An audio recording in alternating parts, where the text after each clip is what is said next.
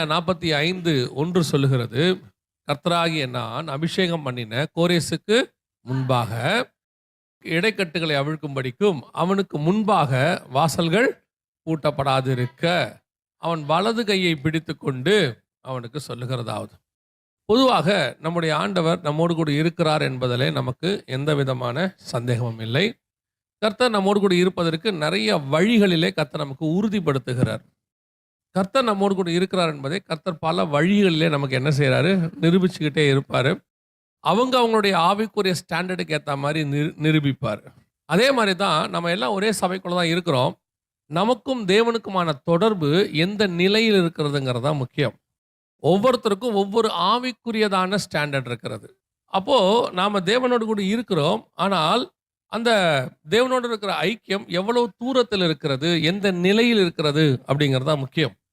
அதே மாதிரி தான் கர்த்தர் நம்மோடு கூட இருக்கும் பொழுது அவர் இருக்கிற டிஸ்டன்ஸை பேஸ் பண்ணி தான் உங்களுக்கும் அவருக்குமான தொடர்பு இருக்கும். ஒரு டீச்சருக்கும் மாணவனுக்கு இருக்கிற தொடர்புக்கும், ஒரு சக நண்பனுக்கும் மாணவனுக்கு இருக்கிற தொடர்புக்கும் டிஃப்ரென்ஸ் இருக்கிறது. ஒரே கிளாஸ் ரூமில் தான் இருப்பாங்க. அதே மாதிரி ஒரே சபைக்குள்ள தான் இருக்கிறோம். அப்போ நமக்கும் தேவனுக்கும் எந்த நிலையில் இருக்கிறோம் அப்படின்னு சொல்லி பார்த்தீங்கன்னு சொன்னால் அந்த டிஃப்ரென்ஸ். உதாரணமாக ஒரு வசனத்தை வாசிக்க நான் உங்களுக்கு சொல்கிறேன். ஆதியாகமத்தின் புஸ்தகம் 5ஆம் அதிகாரம் 21, 22 வாசிங்கள் பார்ப்போம். ஏனோக்கு 65 வயதான போது மெத்துசாலாவை பெற்றான். ஏனோக்கு மெத்துசாலாவை பெற்ற பின் 300 வருஷம் தேவனோட சஞ்சரித்து கொண்டிருந்து குமாரரையும் குமாரத்திகளையும் பெற்றான். தேவனோடு கூட சஞ்சரித்து கொண்டிருந்த அப்படின்னா என்ன அர்த்தம் அப்படின்னு கேட்டிங்கன்னா, ஆங்கிலத்தில் எப்படி இருக்குன்னா, Enoch walked with the God அப்படின்னு இருக்கு. தேவனோடு கூட அவர் என்ன பண்ணானா, நடந்து கொண்டிருந்தான் அப்படின்னு இருக்கு. இந்த நடக்கிறதுல டிஃப்ரென்ஸ் நிறைய இருக்குது. இன்னும் ஒரு வசனத்தை வாசிங்க. 6ஆம் அதிகாரம் ஆதியாகமத்தின் புஸ்தகம் 9வது வசனம் வாசிப்போம். நோவாவின் வம்ச வரலாறு. தன் காலத்தில் இருந்தவர்களுள்ளே நீதிமானும் உத்தமனுமாய் இருந்தான். நோவா தேவனுடைய சஞ்சரித்து கொண்டிருந்தான். இப்போ நோவா எப்படி இருக்கிறாரு? இங்கேயும் வாக்டு வித் த காட். அப்போ சஞ்சரிக்கிறாங்க தான். ஆனால் ஏனோக்கு கிடைத்த வெளிப்பாடு வேறு, நோவாவுக்கு கிடைத்த வெளிப்பாடு வேறு. ஏனோக்கினுடைய முடிவு வேறு, நோவாவினுடைய முடிவு வேறு. இப்படி 2 பேருக்கு நடுவில் டிஃபரன்ஸ் இருக்கு. ஆனால் 2 பேருமே என்னதான் பண்ணிட்டு இருந்தாங்க? சஞ்சரித்து கொண்டிருந்தார்கள் அப்படின்னு இருக்கு. அதே மாதிரி தான் நம்முடைய ஆவிக்குரிய வாழ்க்கையிலும் நம்ம தேவனோடு கூட தான் இருக்கிறோம். ஆனால் தேவனோடு கூட இருக்கும் பொழுது நமக்கும் தேவனுக்குமான அந்த ஆவிக்குரிய ஐக்கியம் எவ்வளவு நெருக்கத்தில் இருக்கு அப்படின்னு தான் பார்க்க போகிறோம். பொதுவாக எங்களுக்கு ஆண்டவர் சொல்லி கொடுத்தது என்னன்னா, ஆண்டவருக்கும் இந்த ஆசாரியப்பு கூடாரத்தில் பார்த்தீங்கன்னா, ஆண்டவர் மகா பரிசுத்த ஸ்தலத்துக்குள்ள இருப்பார். அப்படிதான் நமக்கு சொல்றோம், கிருபாசனத்துக்கிட்ட இருக்கிறாருன்னு பார்க்கிறோம். ஆனால் அங்கே கிருபாசனத்துக்கிட்ட இருக்கும்போது அந்த மகா பரிசுத்த ஸ்தலத்துக்குள்ள ஒரே ஒருத்தர் தான் போக முடியும். யார் போக முடியும்? மகா பிரதான ஆசாரியர். அவர் தான் உள்ளே போக முடியும். அந்த பிரதான ஆசாரியர் உள்ளே போகணும்னா அவருக்கும் தேவனுக்கும் இருக்க டிஸ்டன்ஸ்க்கும், அதே பரிசுத்த ஸ்தலத்துக்கு யார் போவாங்க? அதே ஆசாரியர்களில் லேவி கோத்திரத்தை சார்ந்தவங்க அங்கே போவாங்க. ஸோ அவங்களுக்கும் இவங்களுக்கும் இருக்கிற டிஸ்டன்ஸ் எப்படி இருக்கும்? கொஞ்சம் தூரம் தான் இருக்கும். அதுவே ஆசாரிய கூடத்தில் வெளியே பலிபீடம் இருக்கும். பலிபீடத்தில் பார்த்தீங்கன்னா ஆசாரியர்களும் இருப்பாங்க, ஜனங்களும் இருப்பாங்க, பலி செலுத்த வர ஜனங்களும் இருப்பாங்க. இப்போ தேவனுக்கும் ஜனங்களுக்குமான டிஃபரன்ஸ். இப்போ தேவன் பிரதான ஆசாரியரோடு இருக்கிறத விட இந்த ஆசாரியன் கொஞ்சம் தூரமாக இருக்கிறா. ஆசாரியன் கூட இருக்கிறத விட ஜனங்க எப்படி இருக்கிறாங்க? இன்னும் தூரமாக இருக்கிறாங்க. அப்போ நம்ம ஒரே ஆசாரிய கூடாரத்துக்கிட்ட தான் இருக்கிறோம். ஆனால் இந்த காரியங்கள்லாம் பார்க்கறதுக்கு ஒரே மாதிரி தான் இருக்கு. ஆனால் ஒவ்வொருத்தருக்குள்ளேயும் என்ன இருக்குது? ஒரு டிஸ்டன்ஸ் இருக்கிற தேவனுக்கும் நமக்கு நடுவில். அப்போ நம்ம ஆவிக்குரிய வாழ்க்கையில் இருக்கிறோம். இப்போ நான் சொல்ல போகிறது ஊழியக்காரங்களுக்கும் விசுவாசிகளுக்கும் உள்ளதான டிஃபரன்ஸ் இல்லை, எல்லாருக்கும் தேவனுக்கும் நடுவில் உள்ள டிஃபரன்ஸ். நம்ம அத்தனை பேருமே ராஜாக்களும் ஆசாரியருமாய் தான் அழைக்கப்பட்டிருக்கிறோம். புதிய ஏற்பாட்டில் வெளிப்படுத்தல் 1:6 இருக்கு. அப்படி இருக்கும் பொழுது நம்மளை அழைத்த தேவனுக்கு நாம் எவ்வளவு டிஸ்டன்ஸ்ல இருக்கிறோம்? எல்லாருமே தேவனோட கூட தான் நடக்கிறோம். ஆனால் தேவனுக்கும் நமக்கு இருக்கிற தொடர்பு என்ன? சபைக்குள்ள தான் இருக்கிறோம், ஆவிக்குரிய வாழ்க்கையில் தான் இருக்கிறோம். ஆனால் நமக்கும் தேவனுக்கும் உள்ளதான டிஃபரன்ஸ் அல்லது டிஸ்டன்ஸ் எவ்வளவு தூரம் இருக்குது அப்படிங்கிறதா பார்க்க போறோம். இப்ப நீங்க வாசிச்ச வசனம் ஏசாயா 45:1 திருப்பி வாசிங்க பார்ப்போம். கர்த்தராகிய நான் அபிஷேகம் பண்ணின கோரேசுக்கு முன்பாக ஜாதிகளை கீழ்ப்படுத்தி ராஜாக்களின் இடைக்கட்டுகளை அவிழ்க்கும்படிக்கும் அவனுக்கு முன்பாக வாசல்கள் பூட்டப்படாதிருக்க கதவுகளை திறந்து வைக்கும்படிக்கும் அவனை பார்த்து அவன் வலதுகையை பிடித்துக்கொண்டு அவனுக்குச் சொல்லுகிறதாவது, பொதுவா அவனுக்கு முன்பாக வலது கையை பிடித்துக்கொண்டு அப்படின்ற வார்த்தையெல்லாம் யார் யூஸ் பண்ணுவான்னு கேட்டீங்கன்னா, பொதுவா ஒரு வழி தெரியாத ஆள, அல்லது நாம வந்துட்டு கொஞ்சம் கிராஸ் பண்ணி கூட்டிட்டு போக போறோம் வயசானவங்கள, அல்லது அந்த பக்கம் போறது என்னன்னு தெரியாத ஆள தான் நம்ம என்ன பண்ணுவோம்னா, கைய புடிச்சு கூட்டிக்கிட்டே போவோம். என்ன செய்வோம்? கைய புடிச்சு கூட்டிட்டு போவோம். அவங்களுக்கு முன்னாடி எல்லாத்தையும் நம்ம செய்வோம். போன உடனே ஒரு சேர் எடுத்து போடுவோம். போன உடனே என்ன பண்ணுவோம்? கொஞ்சம் ஸ்கிரீன் துணிய விளக்குவோம் வீட்டுக்குள்ள போகும்போது. எதுக்காக அப்படின்னா, அவங்களுக்கு முன்னாடி போறதுக்கு என்ன தெரியாது? என்ன செய்யணும்னு தெரியாது. அப்படி செய்யும் பொழுது, நான் என்ன செய்றேன்? கூட இருந்து உனக்கு வழி நடத்தி கூட்டிட்டு போறேன். உனக்கு ஹெல்ப் பண்றேன் அப்படின்னு அர்த்தம். ஆனால் இங்கே அவர் சொல்றது யாருக்காக அப்படின்னு பார்த்தீங்கன்னா, கர்த்தரால் அபிஷேகம் பண்ணின, நான் அபிஷேகம் பண்ணின கோரேசுக்கு. கோரேஸ் ஒரு பெரிய ராஜா. உலக பிரகாரமான மிகப்பெரியதான அறிவாளி. கோரேஸ் த கிரேட், சைரஸ் த கிரேட்ம்பாங்க. அப்படியாப்பட்டதான ஒரு ராஜாவுக்கு கர்த்தர் சொல்ற வார்த்தை, உனக்கு என்ன பண்ணணும்னு தெரியாது, எது எங்க இருக்குன்னு தெரியாது, பொக்கிஷம் எங்க இருக்குன்னு தெரியாது, புதையல் எங்க இருக்குன்னு தெரியாது. நான் என்ன செய்றேன்? நான் உன் வலது கையை பிடிச்சுக்கிட்டு முன்னாடியே போறேன். நீ என் கூடவே வா அப்படிங்கிறார். இது கர்த்தருக்கும் முதலாவதாக ஒரு நிலையில் அபிஷேகம் பண்ணின உங்களை என்னையும் அபிஷேகம் தான் பண்ணியிருக்கிறாரு. ஆனால் நீங்களும் நானும் எந்த நிலையில் இருக்கிறோம் அப்படிங்கிறதா இம்பார்ட்டன்ட். நமக்கு அபிஷேகத்தை பண்ணிட்டாரு. ஆனால் ஆவிக்குரிய வாழ்க்கையில இன்னும் நமக்கு முன்பாக வைக்கப்பட்ட காரியங்கள் என்ன இருக்குன்னு நமக்கு தெரியாது. ஊழியத்தின் பாதையிலேயே நிறைய ஊழியக்காரர்களுக்கு கூட முன்பாக என்ன இருக்குன்னு தெரியாது. பல நேரங்களிலே அப்படியே போயிட்டே இருப்பாங்க. சார் தப்பான விஷயத்துக்கு போயிடுவாங்க. அப்புறம் ஆண்டவர்கிட்ட கேட்பாங்க, ஆண்டவரே என்ன இப்படி நடந்துச்சு? எனக்கு இந்த பைபிள்ல உள்ளதான மிக முக்கியமான ஆட்கள் எல்லாரையும் நீங்க எடுத்து பாருங்க. நம்ம ஆண்டவர்கிட்ட உள்ள ஒரு சுபாவம், ஒவ்வொரு ஸ்டேஜ் வரும்போதும் அடுத்து என்ன செய்யணும், அடுத்து என்ன செய்யணும்னு சொல்லிக்கிட்டே வருவார். இப்போ மெசொப்பொத்தேமியா தேசத்துல இருக்கும்போது ஆபிரகாமை பார்த்து, நான் காண்பிக்கும் தேசத்துக்கு போ அப்படிங்கிறார். இப்போ அந்த தேசத்துல வந்துட்டார். அங்க வந்த ஈசாக்க பார்த்து கர்த்தர் ஒரு ஆலோசனை கொடுப்பாரு. நீ இந்த தேசத்தில் இரு, எகிப்துக்கு போகாத அப்படிம்பார். அதே தேசத்துல இருக்கிற யாக்கோபை பார்த்து சொல்வாரு, நீ போ, உன்னை திருப்பி நான் கூட்டிட்டு வந்துருவேன்பார். இப்படி ஒவ்வொருத்தருக்கும் ஒரு விதமான ஆலோசனை இருக்கு. நாம எல்லாருமே முடிவு வரை தெரிந்தவர்கள் அல்ல. 100% சாவர வரைக்கும் என்ன நடக்கும்னு எனக்கு தெரியும்னு சொல்லவே முடியாது. ஒருவேளை நமக்கு ஒரு டெஸ்டினேஷன் வச்சிருப்பார் ஆண்டவர். இப்போ மோசே கிட்ட சொல்லிட்டாரு, நீ போ, நான் உன்னை இஸ்ரவேல் ஜனங்களை விடுதலையாக்கி என்ன செய்வேன், கூட்டிட்டு வருவேன்னு சொல்லிட்டாரு. ஆனால் நடுவுல செங்கடல் வரும், நடுவுல பார்வோன் துரத்திட்டு வருவான்றதை அவங்ககிட்ட சொல்லல அவரு. இல்லையா? கூட்டிட்டு போனாரு, கூட்டிட்டு வந்துட்டாரு. இப்போ அவர் சந்தோஷமா வந்துகிட்டு இருக்காரு. கர்த்தர் சொன்னபடி விடுதலையாக்கிட்டாரு. நல்லா ஜெய கம்பீரமாக சேனைகளின் கர்த்தர் ஜெய கிறிஸ்து முன் செல்லுகிறார்னு பாட்டு பாடிட்டே வராங்க. வந்தா செங்கடல், ஒரு பக்கம் பார்வோன். இப்போ என்ன செய்யணும் தெரிஞ்சிருந்தா மோசே போய் கர்த்தரை கேட்டிருக்க மாட்டாரு. மோசே போய் கர்த்தரை கேட்கிறாரு, இந்த ஜனங்களை நானா பெற்றேன், என்னையா கூட்டு வந்தீங்க, எல்லா வகையிலும் என்ன திட்டுறானே. இவர் சொல்றாரு, நீ ஏன் என்கிட்ட வந்து முறையிட்டுக்கிட்டு இருக்கிறேங்கிறார். வேற யார்கிட்ட போய் முறையிடுறது? அவர் சொல்றாரு, உன் கோலை நீட்டு, உங்ககிட்ட ஒரு வல்லமை இருக்குது பாரு, அங்க செங்கடல் பிளக்கும் பாரு, அவனை கூட்டிட்டு போ. அப்ப அதன் பிளக்கம், செங்கடல் பிளக்கம்ன்றது யாருக்கு தெரியல. அதே மாதிரி தான் நம்ம ஊழியத்தின் பாதையில கர்த்தர் கொண்டு வரும்போது, ஆவிக்குரிய வாழ்க்கையில கொண்டு வரும்போது, அடுத்து என்ன நடக்கும்ங்கிறத ஆண்டவர் நமக்கு சொல்ல விரும்புவாரு. ஆனா குறிப்பிட்ட டயத்துல தான் சொல்லுவாரு. அப்படி சொல்றதுக்கு முன்னாடி அவர் என்ன பண்ணுவார்னா, உங்களுக்கு எனக்கு ஒரு கான்ஃபிடன்ட் கொடுக்கிறாரு. நீ பயப்படாத, நான் உன் வலது கையை பிடிச்சு கூட்டிட்டு போயிட்டே இருக்கிறேன். எனக்கு இருட்டா இருக்கு ஆண்டவரே.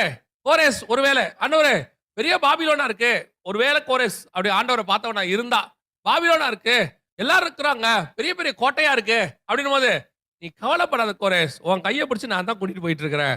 நீ எந்த வழியா போனா உள்ள போலாம், எந்த பொக்கிஷத்தை எடுக்கலாம், எந்த இடத்துல இருக்கிற புதையல் எடுக்கலாம் எனக்கு தெரியும். நீ எப்படியே என்ன ஃபாலோ மட்டும் பண்ணு. என் கையை மட்டும் பிடிச்சி, நான் உன் கையை பிடிச்சிருக்கிறேன்ல, அப்படியே வந்துகிட்டே இரு. நான் உன்னை கூட்டிட்டு போய் சரியா செய்வேன் என்பதுதான் கர்த்தர் நமக்கு கொடுக்கிறதான வாக்குத்தத்தம். அல்லேலூயா. அடுத்த வருஷம் என்ன பண்ண போறோம், ஏது செய்ய போறோம், எப்படி ஆகும், இன்னைக்கு வரைக்கும் தான் நம்ம கிட்ட இருக்குது.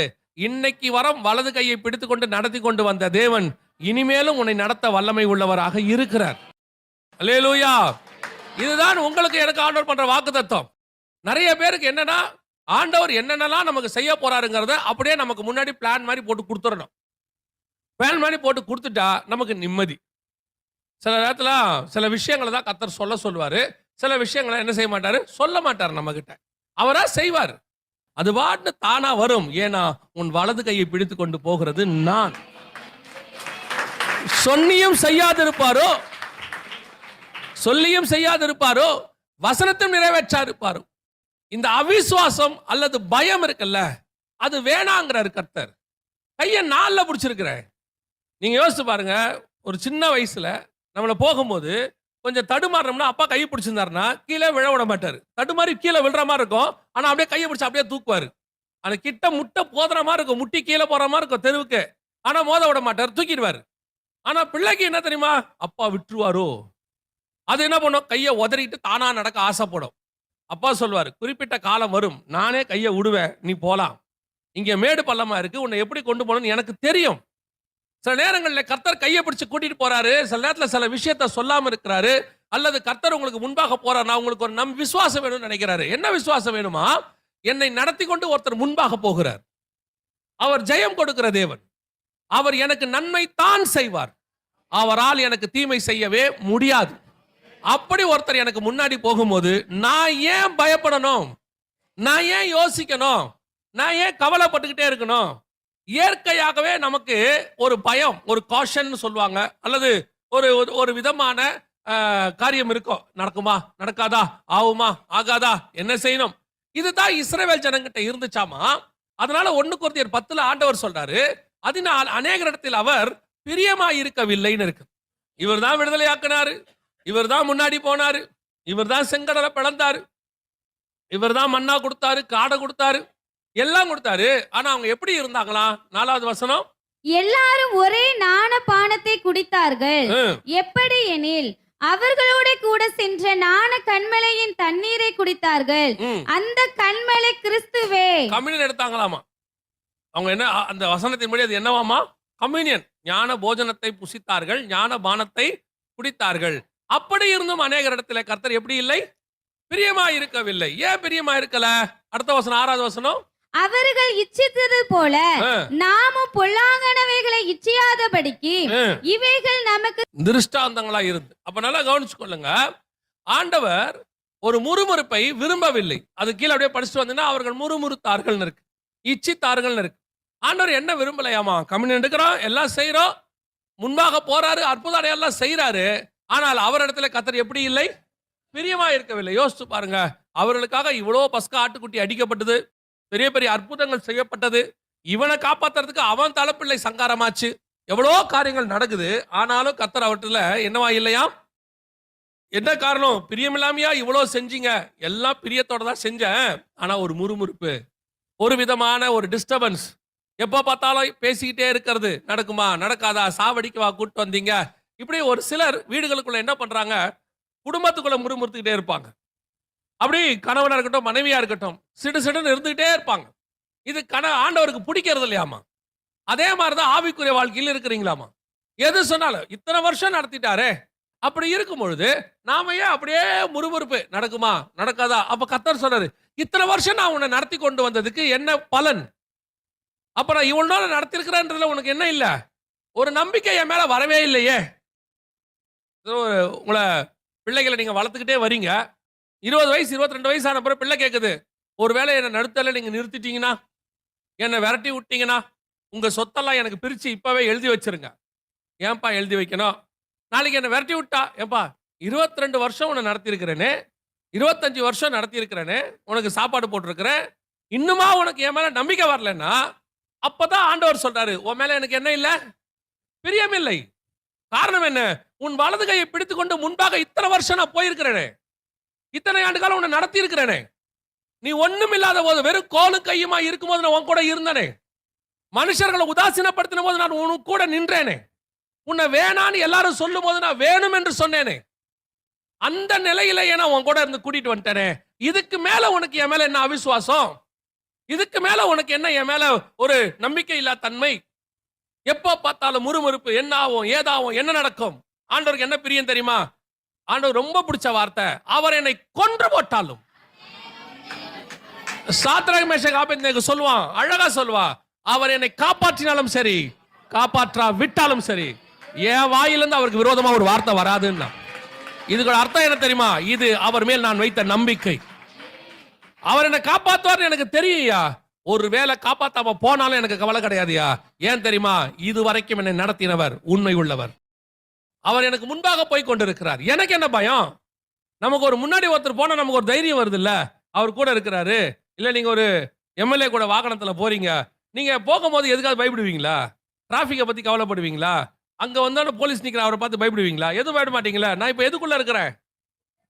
ஒரு பெரிய ஆபீசருடைய காருக்குள்ள இருக்கிறேன். அந்த தைரியம் இருக்கும்ல, அதை விட மேலான தைரியம் ஆவிக்குரிய வாழ்க்கையில வளரணும். காரணம், சர்வ வல்லமை உள்ளவர் எனக்கு முன்பாக போகிறார். சர்வ வல்லமை உள்ளவர் எனக்கு முன்பாக போகிறார். எனக்கு என்ன பயம்? எங்க விட போறாரு? ஒன்றும் இல்லாத போது, வெறும் கையாய் வந்த போது, பாக்கெட்ல வெறும் 10 ரூபாய் இருக்கும்போது என்னை நடத்தி கொண்டு வந்த தேவன் இன்னைக்கு ஒரு பரிவாரத்தை உருவாக்கி கொடுத்திருக்கிறார். அன்னைக்கு இருந்ததை விட விசுவாசம் என்ன செய்யணும்? வளர்ந்திருக்கணும். 10 வருஷத்துக்கு முன்னாடி ஒண்ணும் இல்லாத போது என்னை நடத்தினவர் இப்ப இனிமேலும் என்னை நடத்த போதுமானவராய் இருக்கிறார். அல்லேலூயா. இப்ப என்னை சுத்தி இருக்கிறது மேல நம்பிக்கை இல்ல, எப்பவும் என் நம்பிக்கை என்ன தெரியுமா? எனக்கு முன்பாக ஒருவர் போகிறார். அவர் எனக்கு கோண நிலைமைகளை செவ்வையாக்குவார், புதையல்களையும் பொக்கிஷங்களையும் எடுத்து கொடுப்பார், கதவுகளை உடைப்பார், தாப்பால்களை முறிப்பார். எனக்கு முன்பாக வாசல்கள் திறந்திருக்கும்.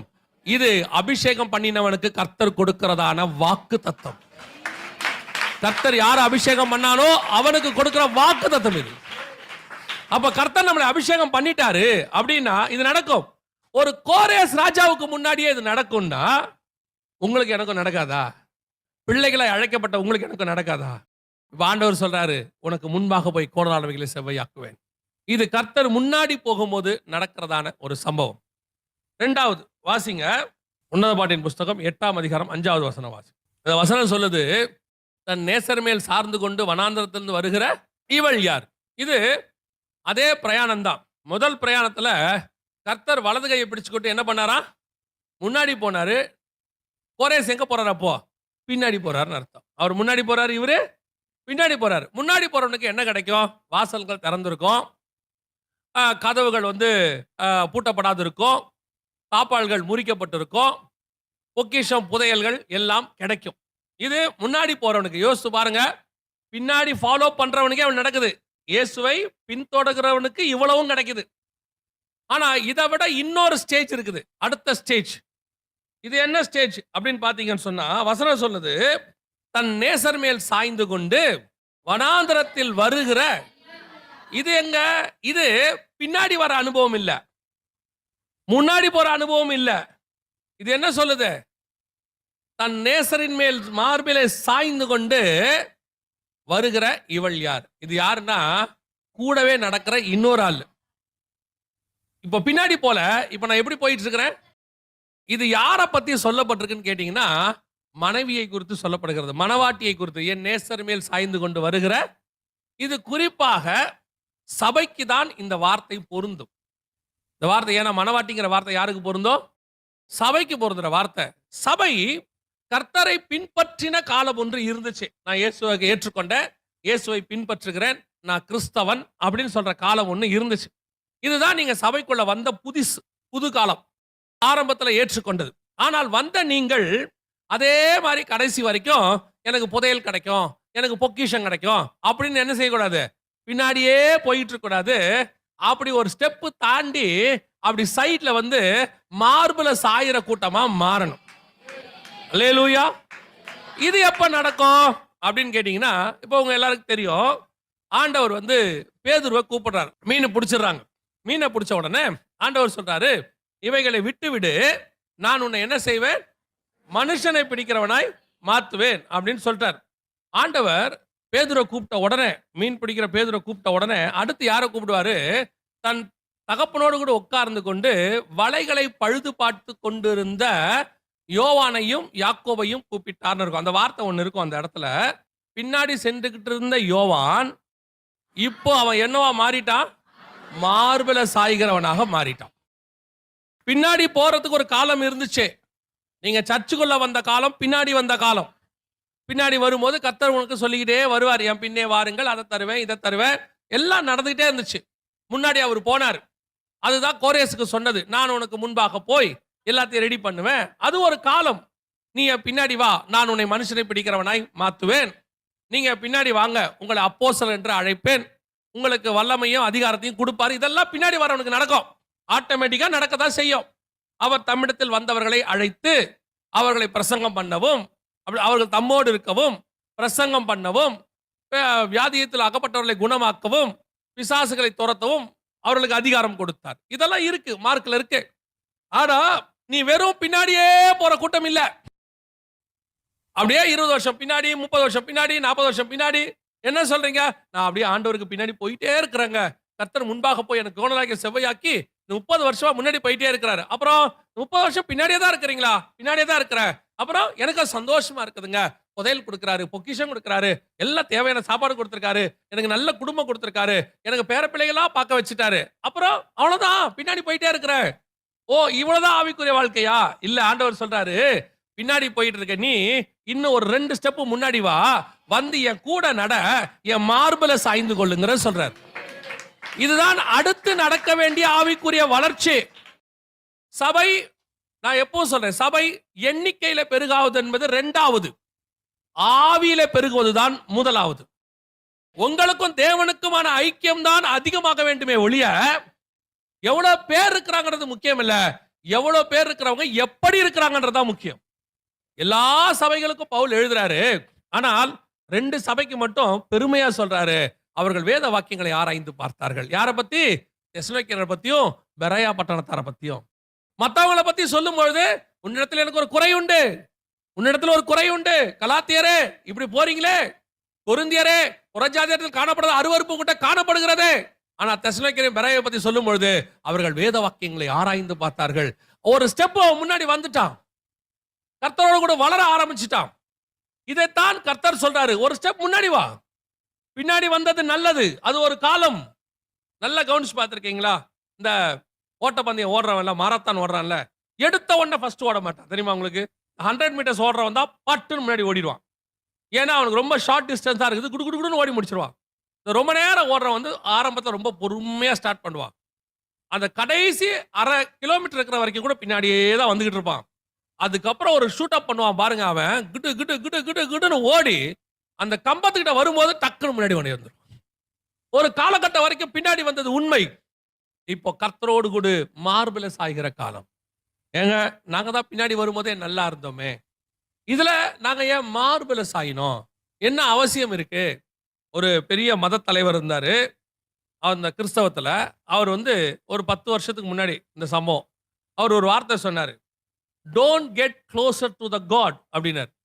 தேவனிடத்தில் ரொம்ப கிட்ட போகாதீங்க. ஏன் அப்படின்னா, நீங்கள் கிட்ட போக போக உங்களுக்கு உபத்திரவம் அதிகரிக்கும் அப்படின்னாரு. அவரு எப்படி கிட்ட வராம மனுஷனை பண்றதுக்கான வார்த்தையை சொல்றாரு பாருங்க. கிட்ட வர வர உபத்திரவம் அதிகரிக்கும். எதை வச்சு சொல்றாருன்னா, நீங்க ரொம்ப கிட்ட போனீங்கன்னா ஆண்டவர் உங்ககிட்ட என்ன எதிர்பார்ப்பாரா? ரொம்ப எதிர்பார்ப்பாரு. இப்போ சபையில இருக்கிற உங்க எல்லாரையுமே அவர் பிள்ளைகளா தான் பார்க்கிறாரு, இந்த மாற்று கருத்தே இல்ல. ஆனா உங்ககிட்ட எதிர்பார்க்கறத விட அவர் பிள்ளைகிட்ட எதிர்பார்க்கறது கொஞ்சம் அதிகமாகத்தான் இருக்கும். எதுக்காக? உங்களை இப்படி ஏதாவது ஒரு பிரச்சனை வந்துச்சுன்னா கண்டிக்க முடியும். ஆனா அவனை கண்டிக்கும் போது என்ன சொல்லுவாரு? ஏய், ஒரு ஊழியக்காரன் பையன் இப்படி செஞ்சா என்னடா ஆகும்? என்ன கேட்பான்? அந்த வேர்டு ஒன்று வரும் தெரியுமா லைன்ல? அது தான் நேசிக்கிறவங்களை, ரொம்ப நெருக்கமானவங்களை கொஞ்சம் அதிகமாக ஸ்டிக் பண்ணுவோம், கொஞ்சம் அதிகமாக கண்டிப்போம். ஏன்னு சொன்னா, நீ மேல போகும்போது நிறைய பேர் உன்னை என்ன செய்யறாங்க? பாக்குறாங்க. கீழே இருக்கும்போது விழுந்தினா நிறைய பேருக்கு தெரியாது, மேல இருக்கும்போது விழுந்தினா நிறைய பேருக்கு தெரியும். அதனால மேல போகும்போது கச்சர் என்ன பண்ணுவாரு? கொஞ்சம் எச்சரிப்பு அதிகமா கொடுப்பாரு. அப்ப கொஞ்சம் ஸ்டிக் பண்ணுவாரு. நீ கீழே இருக்கும்போது என்ன வேணா செய்யலாம், அது யாருக்கும் தெரியாது. மேல போகும்போது நீ செய்யற சின்னது கூட எல்லாருக்கும் தெரிய ஆரம்பிச்சிடும். அப்போ ஆண்டவர் சொல்றாரு, இதெல்லாம் செய்யாத, இதெல்லாம் பண்ணாத. ஸ்டிக் கிட்ட வர வர, தேவன்கிட்ட கிட்ட வர வர உங்க இடத்துல கொஞ்சம் அதிகமான பர்ஃபெக்ஷனை கர்த்தர் எதிர்பார்ப்பார். கீழே இருக்கிற ஜனங்கள் இருக்கிற பரிசுத்தத்தை விட மேல போற மோசே கிட்ட பரிசுத்தம் அதிகமா இருக்க வேண்டும். நான் மோசே ரொம்ப நெருக்கமானவன்றதுனால எப்படி வேணாலும் போவேனா? இல்ல இல்ல, ஆண்டவர் சொல்வாரு, கீழே இருக்கிறவன் என்ன வேணா செய்யட்டும், ஆனா பலிபீடத்தில் மேல் ஏறும்போது நீ உள்ளான ஆடையை தரித்துக்கொள். ஏன்? பலிபீடத்தில் ஏறும்போது உன் நிர்வாணத்தை நீ காணாதபடி. என்ன ஆண்டவரை சொல்றீங்க? கீழே இருந்தா உன் நிர்வாணம் தெரியாது, மேல போக போக உன் நிர்வாணம் தெரியும். அப்போ ஆண்டவர் அதிகமா போக போக உங்ககிட்ட எதிர்பார்ப்பு அதிகமாகுது. ஆண்டவருக்கு ஆவிக்குரிய வாழ்க்கையில உங்ககிட்ட கர்த்தர் என்ன செய்யறாரு? அதிக எதிர்பார்ப்பு உடையவராய் இருக்கிறார். அதுக்கு பேர் சிக்ஷை அல்ல, பெர்ஃபெக்ஷன். அதற்கு பேர் உன்னை கர்த்தர் குற்றம் கண்டுபிடிக்கிறார் என்ற அர்த்தம் அல்ல, மத்தவங்க உன்னை குற்றம் கண்டுபிடிச்சிட கூடாதுங்கிறதுக்கான அக்கறை அதுக்கு பேர். ஆண்டவர் எதுக்காக உன்னை அப்படி சொல்றாரு? நிறைய பேர் சொல்லுவாங்க, அவங்கள விட எங்க அவங்க எல்லாம் எப்படி எப்படியோ இருக்கிறாங்க, அப்படி இருக்கும்போது நாங்க கொஞ்சம் இப்படி பண்ணா என்னங்க? இல்ல, பண்ணக்கூடாது. ஏன் தெரியுமா? அவன் கர்த்தருடைய ஐ சைட்லயே இல்ல. அவனை கர்த்தர் எப்ப கொண்டு வர தெரியாது. ஆனா நீ மலை மேல் இருக்கிற பட்டணம், அநேகருக்கு வெளிச்சம் கொடுக்கிற பட்டணம். நீ மேல போக போக போக உன் மேல ஒரு பக்கம் பொறாமப்படுற கூட்டம் பார்த்துக்கிட்டே இருக்குது. உன்னை பிடிக்காதுங்கிற அவன்லாம் யார் தெரியுமா? நீ விழுவாயா என காத்திருக்கிற கூட்டம். நீ எப்படியாவது கீழே விழுந்துட மாட்டியான்னு எதிர்பார்த்திருக்கிற கூட்டம். அவனுக்கு முன்னாடி கர்த்தர் என்ன விரும்புறார் தெரியுமா? என் பையன் விழ மாட்டான், நீ என்ன வேணா செஞ்சு பாரு, அவன் உயர போய்கிட்டே தான் இருப்பான்னு சொல்லி கர்த்தர் உன்னை உயர்த்த விரும்புகிறார். அப்படி இருக்கும்போது அந்த மார்பல சாயிற கூட்டத்துக்கு கொஞ்சம் கஷ்டம் ஜாஸ்தி. முன்னாடி போகும்போது கையை பிடிச்சி இழுத்துனே போவாரு, ஒரு சேஃப்டி இருக்கு. ஆனா சைட்ல சாஞ்சிட்டு வரவனுக்கு ரெண்டாவது ஒரு ஆசீர்வாதம் இருக்கு. அதை நான் என்னன்னு சொல்றேன். முன்னாடி நீ ரொம்ப கேர்ஃபுல்லா இருக்கணும், அவருக்கு ஈக்குவலா நடக்கணும். நீங்க பாருங்க, நீங்க நிக்கிறீங்கன்றதுனால இந்த பூமி சுத்தது நிக்குமா? நிக்குமா? நீங்க நிக்கிறதுனால சூரியன் நிக்குமா? நிக்காது. நீங்க நிக்கிறீங்கறதுனால உங்களுக்கு இந்த இயற்கையில் இருக்க ஏதாவது நிக்குமா? நிக்காது. அதே மாதிரி ஆண்டவரும் உங்களுக்காக அந்த தரிசனத்தை நிறுத்த மாட்டார். அது போயிட்டே தான் இருக்கும். நீங்க தான் கூட போயிட்டே இருக்கணும், நடந்துகிட்டே இருக்கணும்.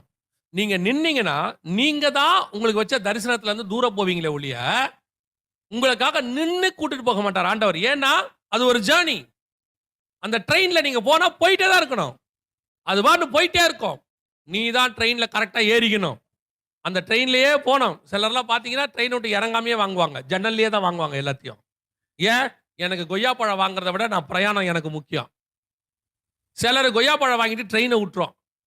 இங்க இருந்துச்சு ட்ரெயின் எங்க? அது போய் 10 நிமிஷம் ஆச்சு. அடுத்தவன் கேட்கிற அடுத்த வார்த்தை என்ன தெரியுமா? அடுத்த ட்ரெயின் எப்போ வரும் தெரியாது. 6 மணி நேரம் ஆகுமோ 8 மணி நேரம் ஆகுமோ. ஆக மொத்தத்துல நீ விட்ட ஜேர்னி விட்டது தான். அந்த பிரயாணத்தை விட்டது. அதுக்கு தான் ஆண்டவர் சொல்றாரு, இறங்கிறாத, அந்த பிரயாணத்தை விட்டு கீழே வந்துடாத. உனக்கு ஒரு தரிசனம் இருக்கு, என் கூட சாஞ்சிக்கிட்டே நட, கூட வாக் பண்ணிக்கிட்டே வா. நடுவுல உன்னை நிக்க வைக்கிற ஆள் நடக்கும், உன்னை ஓரமா நிக்க வைப்பாங்க, ஏதாவது ஒண்ணு செய்வாங்க. இன்னைக்கு நம்ம சொல்றது என்ன? ஒண்ணு குடும்ப வாழ்க்கை நல்லா ஸ்ட்ராங்கா போச்சுன்னா ஸ்பிரிச்சுவல் பாதிக்கப்படுது. ஜெபம் பண்ண முடியல, பைபிள் வாசிக்க முடியல, கணவருக்கு காலைல ஏஞ்சி சமைச்சு கொடுத்து எல்லாம் பண்ணி முடிச்சுட்டு பிள்ளைகளை ஸ்கூலுக்கு அனுப்பிட்டு ஜெபம் பண்றதுக்குள்ள போதும் ஆயிடுது. கணவனை கேளுங்க, ஏப்பா நான் கல்யாணத்துக்கு முன்னாடி நல்லா ஜெபம் பண்ணிக்கிட்டு இருந்தேன் பிரதர், காலைல ஏஞ்சி ஜெபம் பண்ணுவேன், பைபிள் வாசிப்பேன், எல்லாம் இருந்துச்சு. கல்யாணம் ஆன பிறகு எதுவுமே பண்ண முடியறது இல்ல. காலையில எழுந்திரிச்சு வேலைக்கு போய் இந்த பிள்ளைகளுக்கு சம்பாரிச்சு கொண்டு வந்து காப்பாத்தி நடுவுல ஜெபம் பண்றதுக்குன்னே உட்காரதே எப்பயாவது ஒரு. ஏன்? என்னப்பா ஆச்சு? இது பெருகிருச்சு, இது குறைஞ்சிருச்சு இல்லையா? ஒரு சிலர் இப்படி முடிவெடுக்கிறான், யாருமே வேணாம் விடுங்க, நான் தேவனோடு கூட இருக்க போறேன். என்னப்பா பண்ண போறேன்? நான் போய் என்ன பண்ண போறேன்? தனியா ஒரு இடத்துல இருக்க போறேன், நல்லா ஜெபம் பண்ண போறேன். தேவனோட திட்டம் என்ன தெரியுமா?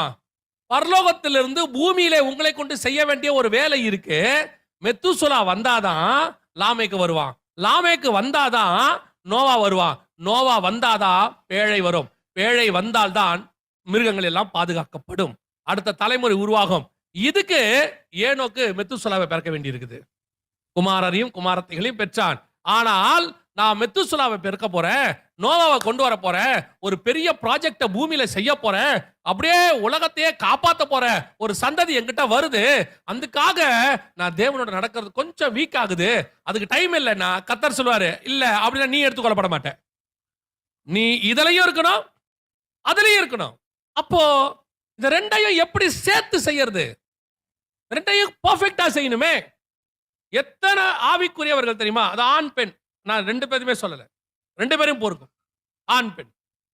எத்தனை ஆவிக்குரியவர்கள் நல்ல தரிசனம் ஃபயரா இருப்பாங்க. கல்யாணத்துக்கு முன்னாடி ஆண்டவருக்கு அதை செய்யணும் ஒரு சாதனை இருக்கும், உள்ளுக்குள்ள ஒரு அக்னி எரிஞ்சுக்கிட்டே இருக்கும். ஆனால் திருமணத்துக்கு பிறகு அது அப்படியே மாறும். நான் ஒரு சிலர்லாம் பார்த்திருக்கிறேன், எதெல்லாம் கல்யாணத்துக்கு முன்னாடி வைராக்கியமா சொன்னாங்களோ செய்ய மாட்டேன்னு, அதெல்லாம் கல்யாணத்துக்கு அப்புறம் அவங்க செய்வாங்க. எதெல்லாம் வைராக்கியமா பேசுவாங்களோ அதெல்லாம் பிள்ளைகளுக்கு செய்வாங்க. காரணம் என்ன? அந்த பவர் அது போயிடுச்சு, அந்த தரிசனம் போயிடுச்சு, இது மாத்திருச்சு. அப்புறம் இதுக்கேத்த மாதிரி இப்ப பிரசங்கம் பண்ண ஆரம்பிச்சிருவாங்க.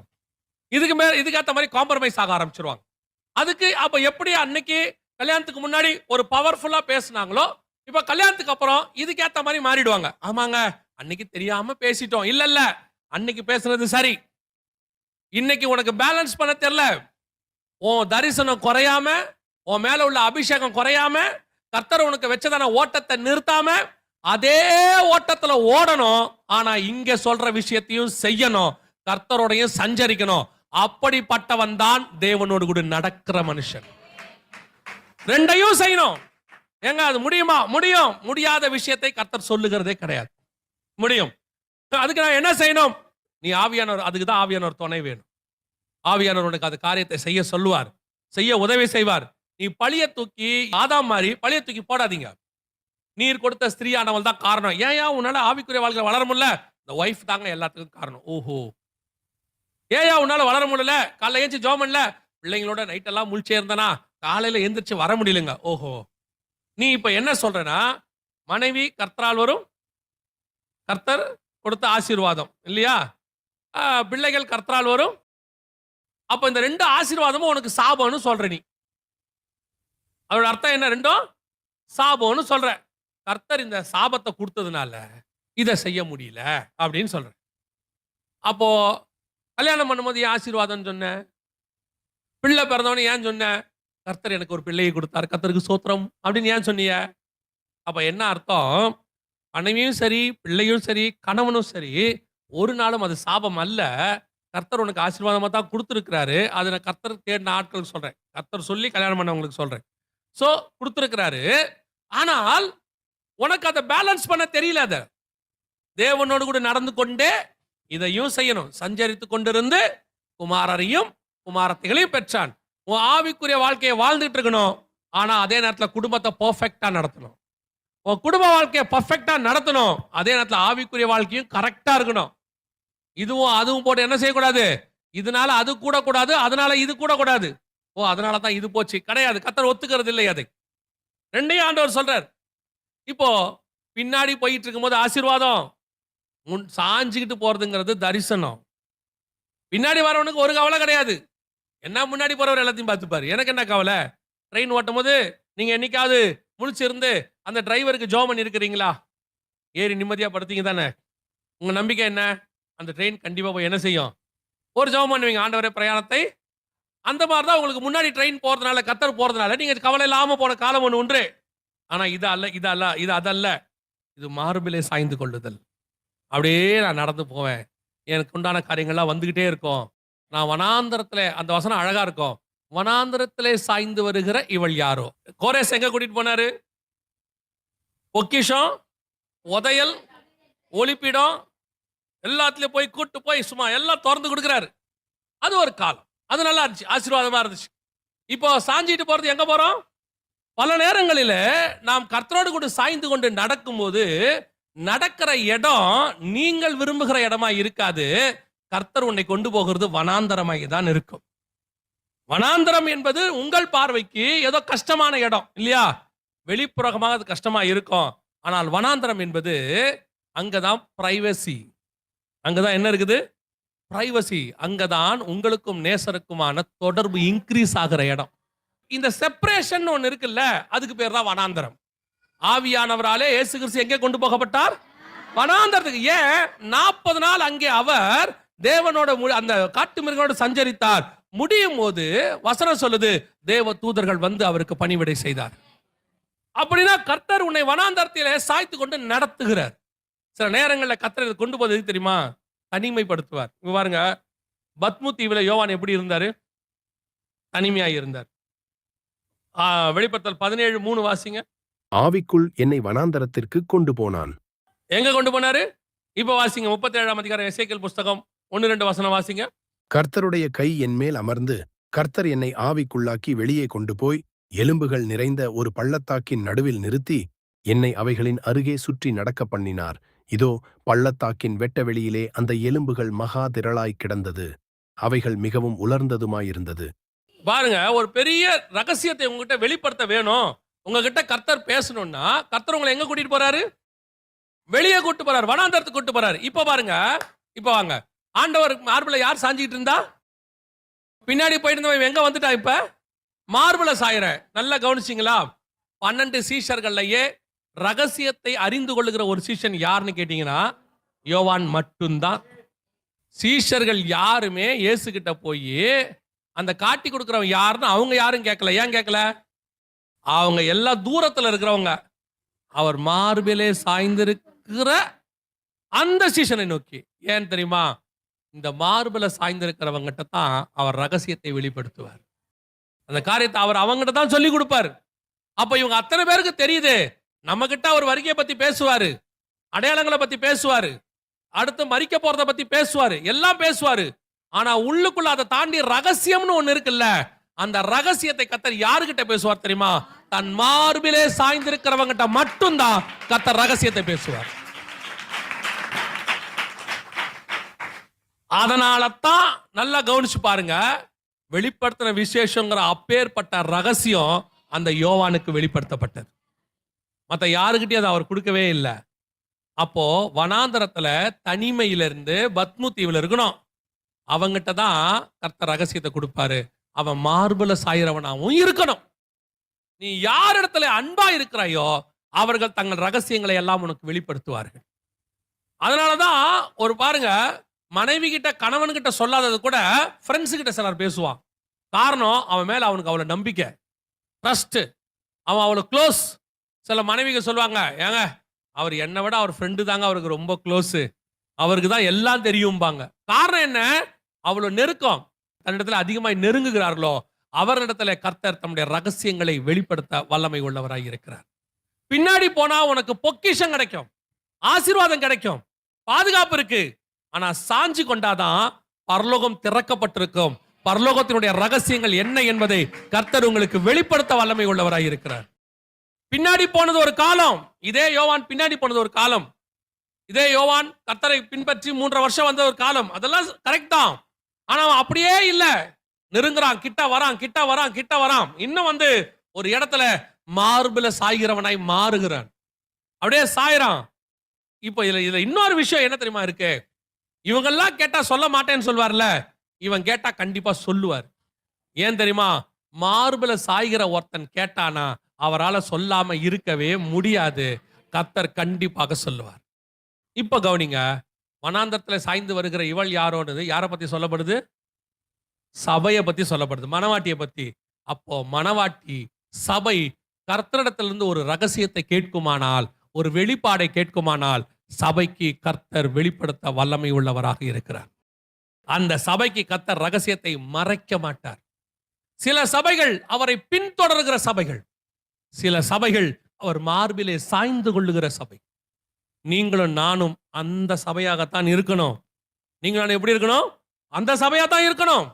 சாய்ந்து கொண்டு, ஆண்டவரே உங்களுக்கும் எனக்கும் எதையும் அவர் மறைக்கவே கூடாது. அப்படின்னா என்ன அர்த்தம்? மோசே கிட்ட நான் ரகசியமெல்லாம் பேசுறதே இல்லப்பா, எதை பேசினாலும் ஓப்பனா பேசிடுறது. இந்த இடத்துக்கு தான் நீங்களும் நானும் வரணும். நாம் இப்ப பின்னாடி போறவனுக்கு தீர்க்கதரிசி பின்னாடி போவான், முன்னாடி இருக்கிறது அவனுக்கு தெரியாது. ஏன்னா பின்னாடியே போகும்போது முன்னாடி ஒரு உருவம் போகுது, முன்னாடி என்ன நடக்குதுன்னு தெரியாது. ஆனா ஒரு நம்பிக்கை இருக்கு, கரெக்டா போகும். ஏன்னா ஓட்டுறவர் பர்ஃபெக்ட். சில நேரங்கள் நம்ம அதை பத்திலாம் கவலைப்படவே மாட்டோம். முன்னாடி போறதை பத்தி நமக்கு என்ன கிடையாது, கவலை கிடையாது. அது என்ன வந்தாலும் அவங்க பார்த்துப்பாங்க, அது போகும் அப்படிங்கிற ஒரு நம்பிக்கை. அப்படி ஒரு நம்பிக்கை கர்த்தர் மேல இருந்து நம்ம போயிட்டு இருக்கிறோம். அது வேற, இது வேற. இது ரெண்டாவது. அப்படியே சாஞ்சிட்டு வருவோம், அப்படியே ஆண்டவர் சொல்லிட்டே வரும், அதை வருது பார், அதான் செங்கடல், நம்ம அதை பிளக்க போறோம் பாரு. அவன் போய் கேட்கணும், ஆண்டவரே செங்கடல் வருது, இது எப்படி பிளப்போம்? அந்த கேள்வியே தேவையில்லை, அந்த கேள்வியே தேவையில்லை. அவரே அப்படி கையை போட்டு சொல்லிட்டு வருவார், இந்த பாரு ஒரு செங்கடல் வருதா, இதை நம்ம பிளக்க போறோமா? இல்ல நம்ம அப்படியே போயிட்டே இருப்போம், பின்னாடி பார்வன் சாவான் பாரு, திரும்பி பாரு சாவறானா? ஆமாட்ட சாவறான், அப்படியே வா வா வா நம்ம போவோமா? ஆண்டவரே கரை ஏற போறோமா? கரை ஏறின உடனே அங்க மண்ணா வரும், நீருற்று வரும், நம்ம தண்ணி குடிப்போமா? அப்படியே போயிட்டே இருப்போமா? இறைச்சி. இவனுக்கு மறை பொருளே கிடையாது, இவனுக்கு கவலையும் கிடையாது, ஒண்ணும் கிடையாது. காரணம், இவன் மார்பிலே சாய்ந்திருக்கிறவன். இவனுக்கு ரகசியம் என்பதே கிடையாது. கர்த்தர் வெளிப்படுத்தி கொண்டே போவார். இதுதான் கர்த்தர் நீங்களும் நானும் கர்த்தரிடத்துல வர வேண்டிய அடுத்த ஸ்டேஜ். நாம முதல் ஸ்டேஜ்ல சந்தோஷம், சர்ச்சு முதல் ஸ்டேஜ்ல இருக்கிறது சந்தோஷம், இல்லைன்னு சொல்லல. நாங்கள் அவரை பின்பற்றுகிறோம், ஃபாலோ பண்றோம், கர்த்தர் எங்களுக்கு கொடுக்கிறாரு, எல்லாம் நன்மை. ஆனா அதே இடத்துல போக கர்த்தர் விரும்பவில்லை. இப்ப கர்த்தர் என்ன விரும்புறார் தெரியுமா? நான் மார்பில சாஞ்சிட்டு கூட வா. ஏன் தெரியுமா? கர்த்தருக்கு இன்னும் நம்மகிட்ட சொல்ல வேண்டிய ரகசியம் நிறைய இருக்கு. இப்ப இந்த பைபிள்ல எழுதியிருக்கிறார்ல, இது எல்லாம் ஓமைகளாக இருக்கு. இதெல்லாம் எப்படி இருக்குது? ஓமைகளாக இருக்கு. இதுக்கு பின்னாடி ஓமைனா மத்தேயு 13, 10, 11 சொல்லுது. ஓமைனா ரகசியம். ஓமைனா பரலோக ராஜ்யத்தின் ரகசியம்னு அங்க இருக்கு. ஓமையா பேசி வெளியரங்கமா பேசுறது 2 இருக்குது. ஒண்ணு தூரத்துல இருக்கிறவனுக்கு கர்த்தர் எப்படி பேசுவாரு? ஓமையா பேசுவாரு. ஆனா உங்ககிட்ட நான் எப்படி பேசுறேன்? வெளியரங்கமாய் பேசுகிறேன். ரகசியமாய் அல்ல அப்படின்னு. இந்த பைபிளுக்குள்ள நிறைய ரகசியம் இருக்கு. நல்லா கவனிச்சுக்கொள்ளுங்க. நான் சொல்லிட்டு முடிக்கிறேன், கவனிங்க. இந்த பைபிளுக்குள்ள நிறைய ரகசியம் இருக்கு. இந்த ரகசியத்துல உங்களுக்குரியது எனக்குரியதும் இருக்கு. நம்ம வாசிக்கும் போது நமக்கு தெரியப்படுத்த வேண்டிய, நீங்க பொதுவா என்ன நினைக்கிறீங்கன்னா, நான் சர்ச்சுக்கு வரேன், பாஸ்டர் பேசுவாரு, பாஸ்டர் நமக்கு சொல்றாரு, நம்ம கேட்டுக்கிறோம். இது முதல் ஸ்டேஜ், பின்பற்றுதல். முன்னாடி போவாரு, சொல்லி கொடுப்பாரு, எல்லாம் செய்வார். ஆனா 2வது ஒன்று இருக்கு. அது என்ன தெரியுமா? நீங்கள் அவர் மார்பிலே சாய தொடங்கும் பொழுது, வேத வசனத்தை வாசிக்கும் போது, உங்களுக்குன்னு ஒரு பொக்கிஷம் அது உள்ள இருக்கும். நீங்கள் கத்துக்கொள்ள வேண்டிய ரகசியம் ஒன்று அது உள்ள இருக்கும். அத குடுக்க கர்த்தர் நமக்கு விரும்புவார். யோசிச்சு பாருங்க. அப்பவே மோசே கிட்ட எல்லார்கிட்டயும் குடுத்துட்டாரு. ஆனா சீஷர்கிட்ட கொடுக்க வேண்டியதுன்னு கொஞ்சம் இருந்துச்சு. இருந்துச்சா இல்லையா? சரி, அப்ப சீஷர்கிட்ட எல்லாத்தையும் குடுத்துட்டாரானா, இயேசு சொல்றாரு, நான் இன்னும் அநேக காரியங்களை உங்களுக்கு சொல்ல வேண்டி இருக்கிறது. இப்பொழுது நான் அதை சொன்னால் நீங்கள் தாங்க மாட்டீர்கள். நான் போய் என்ன செய்றேன்? பரிசுத்த ஆவியானவரை அனுப்புறேன். அவர் வந்து உங்களை சகல சத்தியத்துக்குள்ளும் நடத்துவார். வரும் காரியங்களை குறித்து உங்களுக்கு போதிப்பார். இப்போ ஆவியானவர் நமக்குள்ள வந்திருக்கிறாரு. அப்ப இன்னும் அநேக காரியங்களை ஆவியானவர் நம்ம கிட்ட பேச வேண்டி இருக்கிறது. அப்போ வாங்க வேண்டிய பொறுப்பு யாருகிட்ட இருக்குது? இப்போ என்ன செய்யணும் அப்படின்னா, பின்னாடி கண்டிப்பா ஃபாலோ பண்ணணும். அதான் ஃபர்ஸ்ட். ஆனா பின்னாடியே போயிட்டு இருக்க கூடாது. கொஞ்சம் தாண்டி எங்க வரணும்? சைடுல வந்து மார்பிள சாயற இடத்துக்கு வரணும். சரி, முன்னாடி போயிட்டு இருக்குது ஒரு வண்டி. அந்த வண்டியோட சரிக்கு சமமா போகணும்னா, இப்ப நாம என்ன செய்யணும்? பின்னாடி போறவங்க கொஞ்சம் ஸ்பீட் பண்ணணும். கொஞ்சம் என்ன செய்யணும்? உங்க ஆவிக்குரிய வாழ்க்கைய இன்னும் ஜெபத்துல, இன்னும் வேத வாசிப்புல, பரலோகம் உங்களை நம்புகிற அளவுக்கு நீங்கள் வர வேண்டும். 11 சீஷர்கள்ட்ட எல்லாத்தையும் சொன்னவரு, ஒரு படி மேல தாண்டி இவங்கிட்ட எல்லாத்தையும் நம்புறாரு. அவங்கிட்ட மறைபொருளாய் அல்ல, வெளியரங்கமாய் பேசுகிறார். அல்லேலூயா. அந்த இடத்துக்கு நீங்கள் நானும் வரணும். இன்னையிலிருந்து சர்ச் எப்படி மாறணும்னா, இன்னும் ஜெபத்துல அதிகரிக்கணும், இன்னும் வேத வாசிப்புல அதிகரிக்கணும். திருப்தின்னு ஒரு இடம் வரவே கூடாது. நல்ல வேளை இன்னைக்கு நம்ம நல்ல உபாசம் இருக்கோம். இல்ல, நான் எப்பொழுது மார்பிலே சாய்ந்து பரலோகம் என்னை பார்த்து கூப்பிடணும், சாமுவேலே சாமுவேலே உன்னிடத்தில் நான் சொல்ல வேண்டி இருக்கிறது. ஆவிக்குள் என்னை வனாந்தரத்துக்கு கொண்டு போகிற காலம் வரும். ஆவிக்குள் என்னை கொண்டு போய் ஆண்டவர் பரலோகத்தில் நிறுத்துவார். வானம் திறந்திருக்கிறதையும் சிங்காசனம் இருக்கிறதையும் பார்க்கணும். அந்த மாதிரி ஆவிக்குரிய வாழ்க்கையில வளர்ற இடத்துக்கு நீங்க என்ன செஞ்சிடணும்? வரணும். அது வர வரைக்கும் ஓயவே கூடாது. என்னதான் நீங்க கும்பலா சேர்ந்து ஜெபம் பண்ணி எல்லாம் பண்ணாலும், நேசரோடு தனித்து வனாந்தரத்தில் இருக்கிறதுன்னு ஒண்ணு இருக்கு. அந்த இடத்துக்கு வந்தாதான் உங்களுக்கு திருப்தியாக மாறும். அல்லேலூயா. நாம் ஜெபிக்க போகிறோம். ஏந்திரிக்கலாமா நம்ம தேவ சமூகத்துல? ஆண்டவர் உங்களுக்கு கொடுக்கிற ஒரு வார்த்தை யாருக்கும் தெரியாது. ஆனா கர்த்தர் கொடுக்கிற ஒரு வார்த்தை. ஆரம்பத்துல உனக்கு நான் ஒரு தரிசனம் சொன்னேன். ஆரம்பத்துல உன்னோட நான் இருக்க விரும்பின காரியங்களை வெளிப்படுத்தினேன். நடுவுல நீ என் கூட சஞ்சரிக்காம போயிட்ட. அதனால அந்த ரகசியங்களை நான் உங்ககிட்ட சொல்லாம விட்டுட்டேன். இன்னைக்கு நான் அதை புதுப்பிக்க விரும்புகிறேன். மீண்டும் என்னோடு கூட நடக்க நான் விரும்புகிறேன். நீ இன்னும் என்னை பின்பற்றி கொண்டுதான் இருக்கிற. எனக்கு சந்தோஷம். ஆனா உனக்கு நான் வச்ச ஸ்தானம் அதுவல்ல. நீ என் பக்கத்துல என் மார்புல சாஞ்சுக்கிட்டு நடக்கிறதுக்கு தான் நான் உன்னை அழைச்சேன். நீ அபிஷேகம் பண்ணப்பட்ட கோரேஸ் என்றா சந்தோஷமா இருக்கிற. ஆனா நான் உன்னை மீட்டு கொண்ட மனவாட்டின்னு நினைக்கிறேன். நீ அந்த கோரேஸ் இடத்திலேயே சந்தோஷமாயிட்ட. அதிலே திருப்தி. அதிலே ஆண்டவர் எனக்கு வெளிப்படுத்துறாரு. ஒளிப்படத்தில் உள்ள காரியங்களை புதையல்ல தராரு. அந்த காலத்தில் உள்ள பொக்கிஷத்தை எடுத்து கொடுக்கிறாரு. ஓகே, ரைட், சந்தோஷம். வெளிப்பாடு கிடைக்குது. ஆண்டவர் சொல்றாரு, இது என்ன தெரியுமா? இப்படி உனக்கு கிடைக்கிற வெளிப்பாடு என்ன தெரியுமா? நீ ஒரு கடைக்கு போய் நின்னா, அந்த கடைக்காரர் உனக்கு எடுத்து ஒரு சின்ன ஸ்வீட் கொடுப்பாரு. சாப்பிட்டு பாருங்க சார். அந்த மொத்த கடையோடையதான குவாலிட்டியை உனக்கு காட்டுறதுக்கு கர்த்தர் கொடுக்கிற சாம்பிள் தான் அந்த ஸ்வீட். ஒரு சென்ட் கடைக்கு போனீங்கன்னா எல்லா சென்ட்டையும் அடிக்க மாட்டாங்க. ஒரு சென்ட் எடுத்து உங்க கையில அடிப்பாங்க. ஸ்மெல் பண்ணி பாருங்க. எதுக்கு தெரியுமா? அந்த கடையில உள்ள சென்ட் எல்லாம் நல்ல குவாலிட்டி, நீங்க உள்ள வந்து வாங்கணுங்கிறதுக்கான அழைப்பு அது. இப்போ உனக்கு தரிசனத்துல அல்லது உன் வரத்துல அல்லது உனக்கு ஜெபத்துல கர்த்தர் சொல்லக்கூடிய காரியங்கள் என்ன தெரியுமா? சாம்பிள். நீ அவரோடு கூட சாஞ்சு கொண்டு வனாந்தரத்துல வரும்போது கர்த்தர் மொத்த ரகசியங்கள் உனக்குன்னு உள்ளத தன் இருதயத்தை திறந்து மறைபொருளாய் அல்ல வெளியரங்கமாய் கர்த்தர் உன்னோடு கூட பேச விரும்புகிறார்.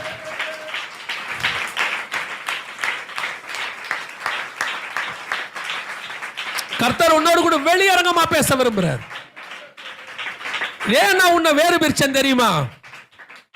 நான் ஏன் உன்னை செப்பரேட் பண்ணேன் தெரியுமா? நீ நிறைய நாள் நினைச்சிருக்கல, அவங்களோட இருந்தா நல்லா இருக்கும், இவங்களோட இருந்தா நல்லா இருக்கும். நீ நிறைய முயற்சி பண்ணல, இவங்களோட கூட சேர்ந்து பிரயாணப்படலாம், இவங்க கூட சேர்ந்து மினிஸ்ட்ரி பண்ணலாம் அப்படின்னு நினைச்சல. ஏன் நான் உன்னை கொண்டு வந்து இப்ப இங்க வச்சிருக்கேன் தெரியுமா? உன்னை கொண்டு வந்ததுக்கு ஒரு முகாந்தரம் இருக்கு. ஏன் தெரியுமா? உங்ககிட்ட நான் தனியா நிறைய பேச வேண்டி இருக்கு. உனக்குன்னு நான் வச்சத நீ வாங்காமையே இருக்க. உன்னை நான் அதுக்கு தான் செப்பரேட் பண்றேன். ஆனா நீயோ திரும்பி திரும்பி போய் அவங்களோட இருந்தா நல்லா இருக்கும், இவங்களோட இருந்தா நல்லா இருக்கும். ஆண்டவர் சொல்றார், ஆரம்பத்துல உங்ககிட்ட சொன்னதை தான் நான் இப்ப திருப்பி சொல்றேன். என் மேர்புல சாஞ்சுக்கோ, என் கூட நட. உன் காதுல சொல்ல வேண்டிய ரகசியங்கள் நிறைய இருக்கு. நீ அதை வாங்கிறதுக்காக தானே நான் இத்தனை நாள் வெயிட் பண்றேன். அது உனக்குன்னு பரலோகம் எடுத்து வச்சது.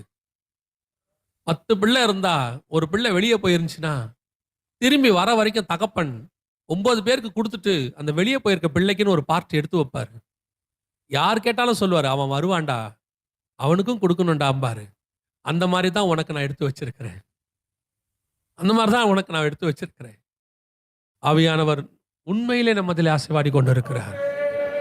இந்த திருச்சபை மேல கர்த்தருக்கு ஒரு பெரிய கரிசனை இருக்கு. நீ உதாசீனப்படுத்தப்பட்டவனும், நீ நிராகரிக்கப்பட்டவனும், மனுஷரால் தள்ளப்பட்டவனும், அநேகருக்கு முன்பாக நீ குறை உள்ளவனை போல காணப்பட்டாய். உனக்கு எதிராக பேசினவர்கள் அநேகர். ஆனா கர்த்தர் சொல்ற வார்த்தை, நான் தான் உன்னை செப்பரேட் பண்ணி அப்படி கூட்டிட்டு வந்தேன். அவங்க கூட நீ உட்காந்துக்கிட்டே இருந்தீங்கன்னா அவங்கள ஒருவரா மாறிடுவ.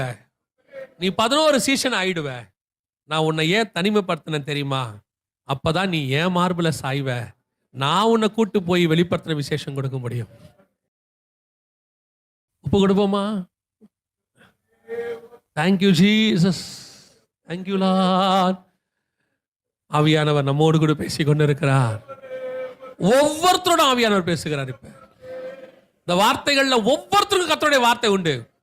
இன்னைக்கு நீ அந்த வார்த்தையை வாங்கலைன்னா அது உனக்கு நஷ்டம்.